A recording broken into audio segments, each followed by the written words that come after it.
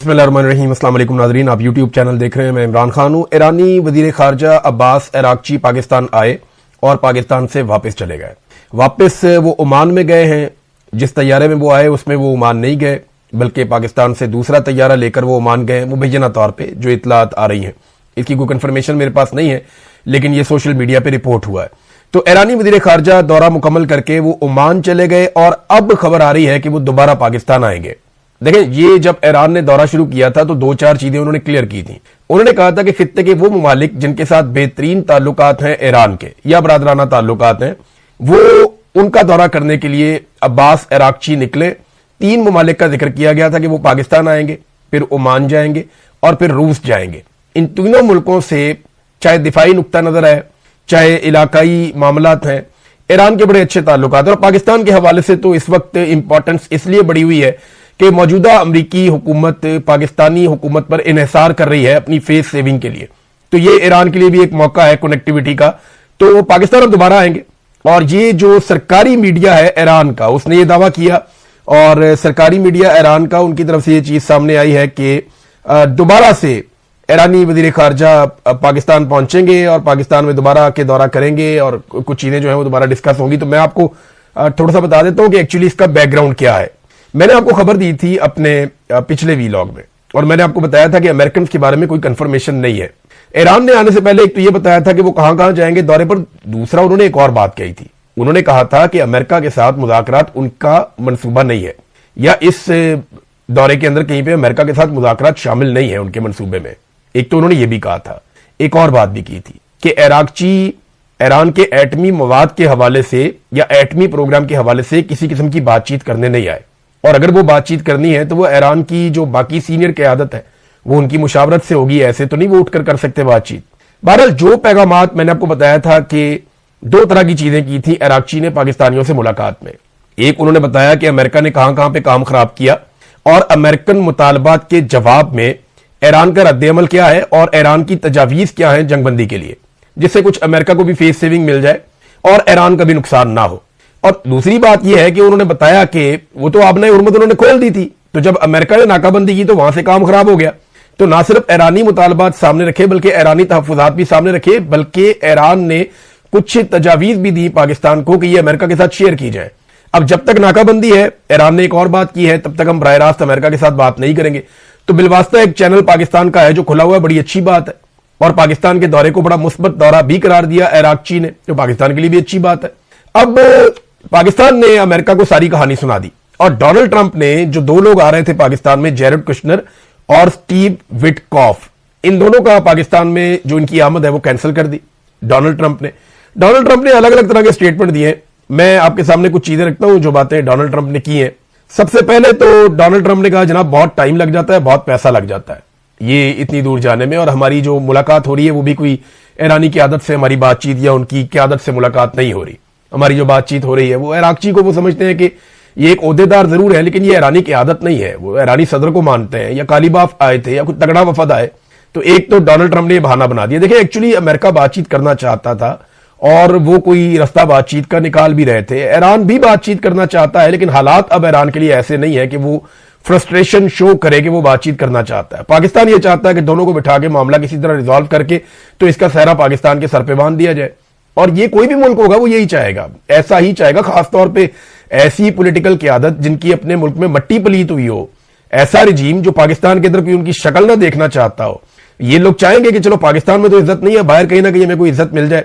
बहरहाल Donald Trump ने कहा, जी इसमें बहुत टाइम ज़ाया हो जाता है, बहुत पैसा ज़ाया हो जाता है, 15-15 घंटे आने जाने में लग जाते हैं, तो फिर कोई ऐसी दस्तावेजात हमें थमा दी जाए जिसके ऊपर फिर हम दोबारा गुफ्तगू करें। तो ट्रंप ने अब पाकिस्तान से सारा मुशावरत कर ली, पाकिस्तान ने उन्हें सारा कुछ बता दिया एज इट इज।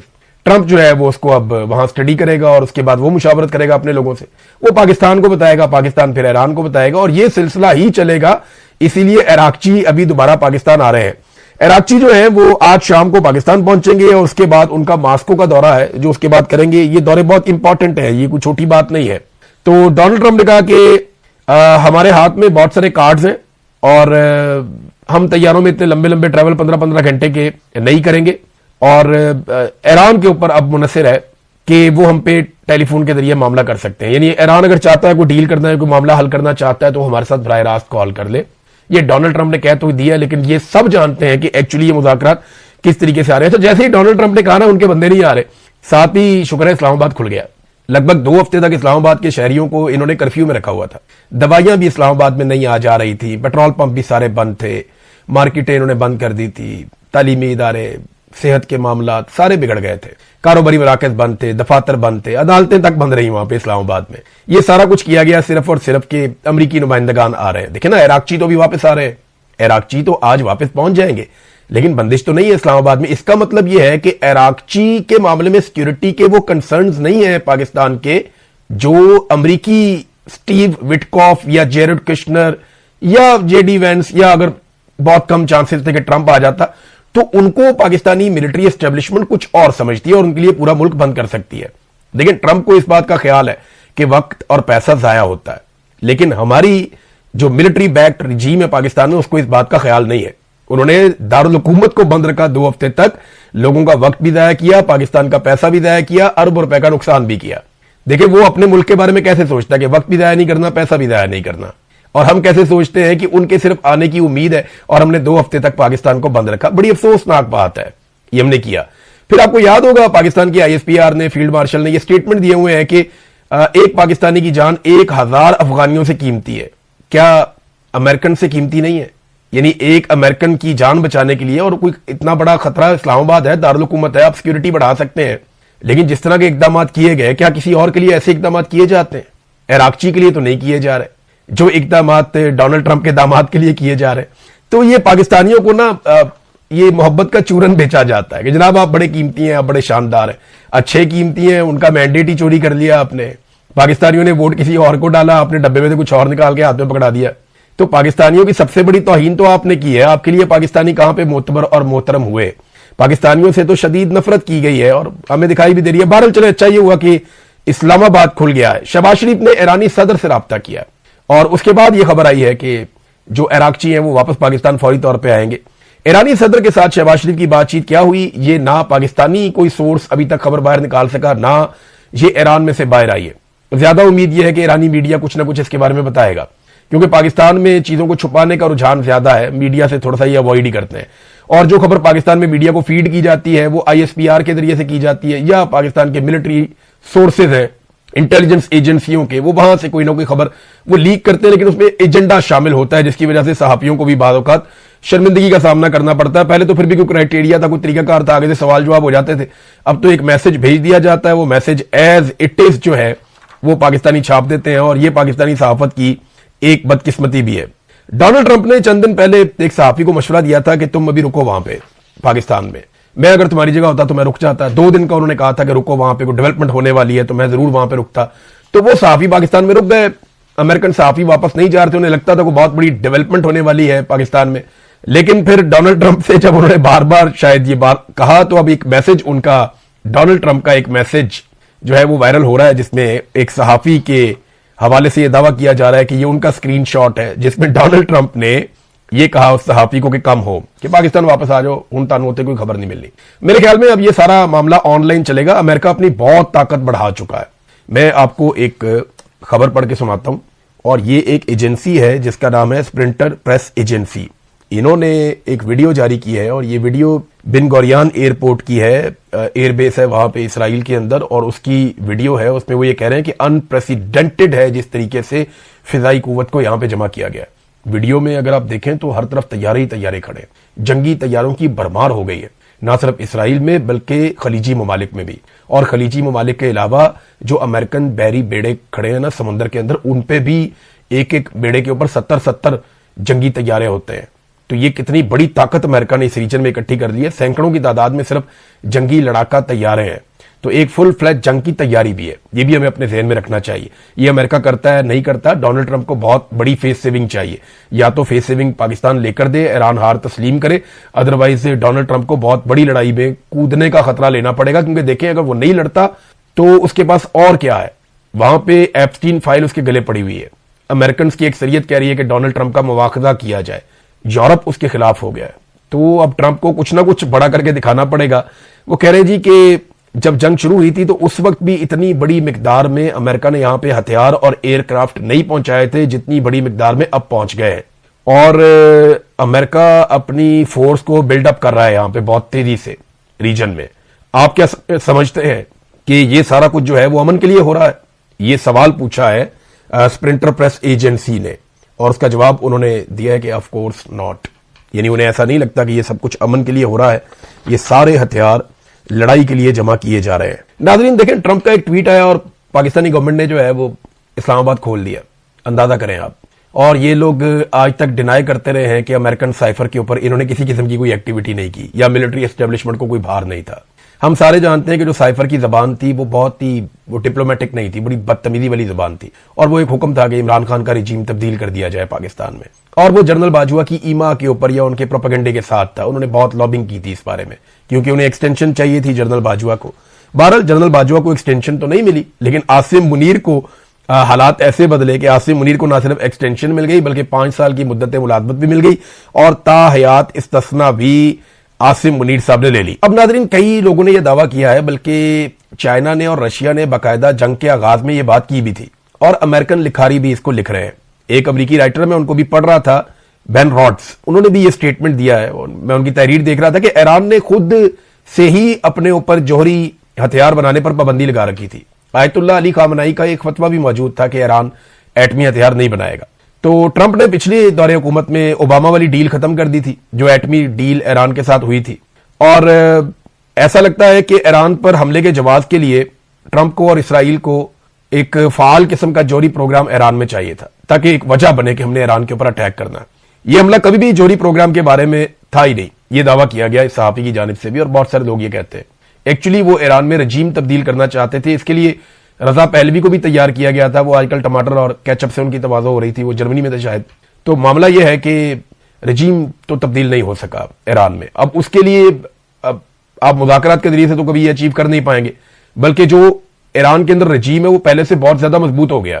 اسرائیل نے دعویٰ کیا کہ وہ خامنئی کے پورے خاندان کو ختم کر دیں گے. امریکہ کے اشارے کا ان کو انتظار ہے کہ ٹرمپ وہ کہے، اور اسرائیلی وزیر دفاع نے کہا جی ہم تباہی پھیر دیں گے. شاید ان کے پاس کوئی انٹیلیجنس ہے، لیکن ایک خبر جو بڑی خوفناک ہے، اور یہ بڑی خبر ہے، مجھے لگتا ہے کہ آج کی اگر کوئی بڑی بریکنگ ہو سکتی تھی تو وہ یہ ہونی چاہیے تھی. یہ خبر جو ہے، یہ نیو یارک ٹائم نے ایک دعویٰ کیا ہے. یہ دعویٰ یہ کہتا ہے کہ ایران کے پاس اصفہان کے پہاڑوں کی گہرائی میں ایک نئی ایٹمی سائٹ ہو سکتی ہے، جہاں وہ اپنے پاس پہلے سے موجود 11 ٹن یعنی 11,000 kg یورینیم کے ذخائر سے افزودگی کا کام کر سکتے ہیں. ایران کے لیے 11 ٹن ذخیرے کی جگہ کا علم نہ ہونا ایک غیر یقینی صورتحال ہے، اور یہ ایک سیاسی برتری بھی ہے. وائٹ ہاؤس کو ایران کے جوہری پروگرام پر مشورہ دینے والی ایک ٹیم نے کہا کہ ایران کے بہت سے چوٹی کے سائنسدان مارے جا چکے ہیں، لیکن اگر وہ فیصلہ کر لیں تو ان کے پاس اب بھی جوہری ہتھیار بنانے کی بنیادی صنعتی صلاحیت موجود ہے. اب یہ بات اس وقت کی جا رہی ہے، میں اس کو یعنی اس طرح دیکھ رہا ہوں کہ ایران کے اوپر حملے کا ایک جواز بھی ہو سکتی ہے یہ بات کہ اصفہان کی پہاڑیوں کی گہرائی میں ایران نے کوئی ایک ایسی ایٹمی سائٹ بنائی ہوئی ہے جس کے بارے میں امریکہ کو یا دنیا کو علم نہیں ہے، اور ایران وہاں بہت بڑے پیمانے پر یورینیم کی افزودگی کر رہا ہے یا کر سکتا ہے. یہ بڑی ڈینجرس بات ہے. ایران کی جانب سے اس کی تردید سامنے آئے گی، کیونکہ خبر یہ ابھی تھوڑی دیر پہلے آئی ہے اور میں نے فوری طور پہ اس خبر کو پڑھا. مجھے حیرت ہوئی کہ یہ کیا کیا ہے انہوں نے. لیکن میرا اندازہ یہ ہے کہ جیسے عراق کے اوپر جب اٹیک کیا گیا تو یہ کہا گیا کہ یہاں پہ خطرناک کیمیائی ہتھیار ہے، لیکن وہ ہتھیار آج تک دنیا کو نہیں ملے. پورا عراق انہوں نے تباہ کر دیا. لگ بھگ 2 ملین کے قریب لوگ وہاں پہ، کچھ اطلاعات کے مطابق، کچھ کے مطابق 1 ملین سے زائد، کچھ کے مطابق 2 ملین سے زائد لوگ وہاں پہ جاں بحق ہو گئے عراق میں. لیکن آج تک وہ ہتھیار نہیں ملے جن کے جواز پر وہ حملہ کیا گیا تھا. تو اب ایران کے اوپر حملے کا اگر جواز بنایا جا رہا ہے تو یہ ایک چیز ہو سکتی ہے. لیکن ایران کی جانب سے پتہ چلے گا. ابھی ایران کے اندر سے یہ بھی ایک دعویٰ سامنے آیا، ان کے ڈپٹی اسپیکر جو ہے وہ یہ کہہ رہے تھے کہ ہمارے پاس تو 400 kg یورینیم تھی، امریکہ 450 kg یورینیم کا مطالبہ کر رہا ہے. یہ باقی کی 50 kg ہم نے کہاں سے لے کر آنی ہے؟ جو ریکارڈ کے مطابق ہمارے پاس تھی وہ تو صرف 400 kg تھی. اب لیکن امریکہ کا مطالبہ ہے، جب یہ بیٹھیں گے تو کوئی نہ کوئی حل تو نکلے گا معاملے کا. ناظرین، امریکہ میں ایک بہت امپورٹنٹ واقعہ پیش آیا.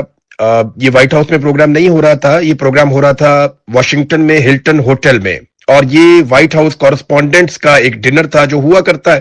اور یہ سالانہ ڈنر کے اندر ڈونلڈ ٹرمپ مدعو تھے، اور وہ تمام صحافی یا ادارے صحافتی، وہ سارے وہاں پہ موجود تھے. بہت بڑی تعداد میں لوگ، لگ بھگ ہزاروں کی تعداد میں لوگ وہاں پہ ہلٹن ہوٹل میں بندوبست کیا گیا تھا. اس تقریب میں گولی چل گئی. واقعہ جس طریقے سے ہوا میں اسی طریقے سے آپ کو رپورٹ کر دیتا ہوں، کیونکہ ابھی تھوڑی دیر پہلے یہ واقعہ ہوا. تو اس میں سب سے پہلے ڈونلڈ ٹرمپ سٹیج پہ بیٹھے ہوئے دکھائی دے رہے ہیں، اور ڈونلڈ ٹرمپ نے میڈیا سے بعد میں وائٹ ہاؤس میں آنے کے بعد بات بھی کی ہے. اور اس کے علاوہ ڈونلڈ ٹرمپ نے اپنے ٹروتھ سوشل کے اوپر اس کے بارے میں کچھ پوسٹ بھی کی ہیں. تو ایکچولی ڈونلڈ ٹرمپ بیٹھے ہیں، ایک شخص آتا ہے، وہ آ کر ان سے بات کرتا ہے، ان کو ایک پرچی دکھاتا ہے، اور وہ روٹین کی باتیں کر رہے ہیں کہ اچانک سے 6 گولیاں چلتی ہیں. جو ویڈیو میں نظر آ رہا ہے ایسا لگتا ہے گولی کافی دور سے چلی ہے، کیونکہ کیمرہ مین ڈونلڈ ٹرمپ سے زیادہ دور نہیں تھا جو اپنے موبائل سے فلم بنا رہا تھا، جبکہ گولی کی آواز کافی دور سے آئی تھی. 6 گولیاں چلتی ہیں، اور ڈونلڈ ٹرمپ نے بعد میں بتایا کہ اس کو ایسا لگا جیسے کوئی ٹرے گری ہے، بہت زوردار طریقے سے. تقریبات میں بعد کوئی ٹرے گر جاتی ہے، برتن گر جاتے ہیں تو بڑی گندی آواز آتی ہے. تو اس کو لگا کہ شاید یہ ہوا، لیکن تھوڑی دیر میں ڈونلڈ ٹرمپ کی سیکیورٹی پہنچ جاتی ہے. اب ایک آدمی گرفتار ہوا ہے واشنگٹن ہلٹن ہوٹل سے. پہلے اطلاع ملی کہ ایک آدمی مارا گیا ہے، لیکن بعد میں پتا چلا کہ ایک بندہ گرفتار ہو گیا ہے. اس کے بارے میں کچھ زیادہ اطلاعات نہیں دی گئی، ابھی انویسٹیگیٹ کیا جائے گا. ہو سکتا ہے نیکسٹ ویلاگ میں یا اس کے بعد میں آپ کو بتانے کے قابل ہو جاؤں کہ ایکچولی یہ کون آدمی تھا، اس کے بارے میں کیا اطلاعات آئی ہیں. لیکن اب تک کی جو انفارمیشن ہے، ایک بندہ گرفتار ہو گیا، اور اس بندے نے گرفتار ہونے سے پہلے ایک پولیس والے پہ گولی چلائی بہت کلوز رینج سے. سیکرٹ سروس کا ایک آدمی تھا، اور بلٹ پروف جیکٹ ہونے کی وجہ سے وہ بچ گیا، لیکن زخمی ہوا ہے. اور ایک بندہ گرفتار ہو گیا ہے. باقی تحقیقات اس کی جاری ہیں. اس آدمی کا بیک گراؤنڈ چیک کیا جا رہا ہے. کاش پٹیل جو ہے انہوں نے بھی بات کی ہے، جو لا انفورسمنٹ ہے انہوں نے بھی بات کی. ڈونلڈ ٹرمپ کے ساتھ کھڑے ہو کر وائٹ ہاؤس میں آنے کے بعد ڈونلڈ ٹرمپ نے میڈیا سے بات چیت کی. انہوں نے کہا تقریب ہم دوبارہ کر لیں گے، اور 1 مہینے کے اندر اندر دوبارہ ہم سب اکٹھے ہوں گے اور اس تقریب کو کریں گے. یہ ایک بہت بڑا سیکیورٹی بریچ ہے، کیونکہ بہت ساری لیئرز ہوتی ہیں ڈونلڈ ٹرمپ کی سیکیورٹی کی یا امریکی صدر کی سیکیورٹی کی. وہاں پہ ہتھیاروں کا اتنا قریب پہنچ جانا کہ ڈونلڈ ٹرمپ جہاں بیٹھا ہے وہاں پہ شدید آواز آئی فائرنگ کی، گو کہ بہت قریب نہیں تھا، لیکن کم سے کم وہ سیکیورٹی کے کچھ لیئرز کراس کر کے آگے آ گیا تھا. اب اس واقعے کے اوپر ابھی کچھ نہیں کہا جا سکتا، لیکن ایک انسیڈنٹ ہوا ہے. ڈونلڈ ٹرمپ کو فوری طور پہ وہاں سے ہٹایا گیا، ریسکیو کیا گیا، لٹایا گیا. میں نے سیکنڈ گنے جب ڈونلڈ ٹرمپ تو بار بار کہہ رہے ہیں کہ ذرا شاندار کام کیا گیا، سیکیورٹی فورسز نے بڑا زبردست کیا، مجھے بہت تیزی سے ریسکیو کیا، بڑا کوئک رسپانس تھا. لیکن یہ کوئک رسپانس میری نظر میں نہیں تھا، کیونکہ اس سے پہلے ہم نے بہت سارے ایسے مناظر دیکھے ہیں. مجھے لگتا ہے ڈونلڈ ٹرمپ پہ جب پینسلوینیا میں گولی چلی تھی آج سے 2 سال پہلے، وہاں پہ جو رسپانس تھا وہ زیادہ کوئک تھا. یہاں پہ گولی چلنے کے بعد جو پہلا آدمی ڈونلڈ ٹرمپ تک پہنچا وہ 8 سیکنڈ لگے، اور پھر 12 سیکنڈ کے بعد ایک بندہ پیچھے سے پہنچا، اور 20 سیکنڈ کے بعد ڈونلڈ ٹرمپ کو اس کی سیٹ سے اٹھا کر پیچھے نیچے کر دیا گیا.